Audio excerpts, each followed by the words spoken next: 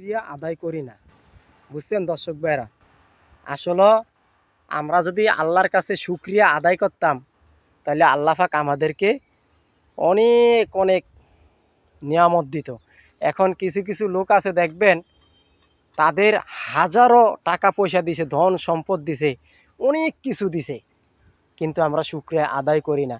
দেখবেন কিছু কিছু বাড়িওয়ালারা আছে, দেখবেন তাদের 10 তলা 7 তলা একটা বিল্ডিং আছে, তাদের আরও দরকার, আরও আল্লাহর কাছে চায়।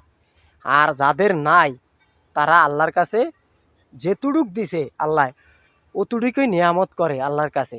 তা আমাদের দেশে কিছু কিছু বড় লোকরা আছে ভাই, আল্লাহর কাছে নিয়ামত করে না, আল্লাহর কাছে শুকরিয়া আদায় করে না।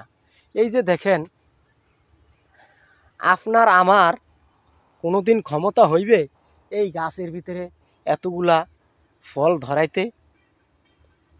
আপনার আমার কোনো ক্ষমতা নাই, একমাত্র রাব্বুল আলামিনের ক্ষমতা। তা আসলে এই যে দেখেন, এত ছোট ছোট পেঁপে গাছে পেঁপে ধরে রয়েছে, অগণিত পেঁপে, অগণিত। এই যে দেখছেন এত সুন্দর পেঁপে, আল্লাহ পাক এই যে দেখেন, আমাদের কোনো ক্ষমতা নাই, একমাত্র আল্লাহ পাক রব্বুল আলামিন।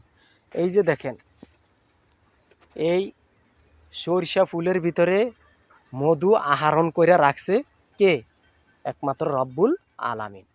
তা আসেন, আমাদের তো কোনো ক্ষমতা নাই, তাহলে আমরা যাকে বিশ্বাস করি না আজকে তাকে নিয়ে আমরা অপমান করি, অবহেলা করি, যে আমাদের সৃষ্টি করেছে। এই যে দেখেন, আমরা আল্লাহর কাছে নিয়ামত করি না, শুকরিয়া আদায় করি না। তো ইনশাআল্লাহ আল্লাহ পাক আমাদেরকে যা দিছেন তাই আল্লাহর কাছে শুকরিয়া সন্তুষ্ট আদায় করি। আল্লাহ আমাদেরকে তাদের যে সে যে আমাদেরকে দুনিয়াতে পাঠাইছে, তাদের হুকুম করার জন্য পাঠাইছে, শুধু খাওয়ার জন্য না।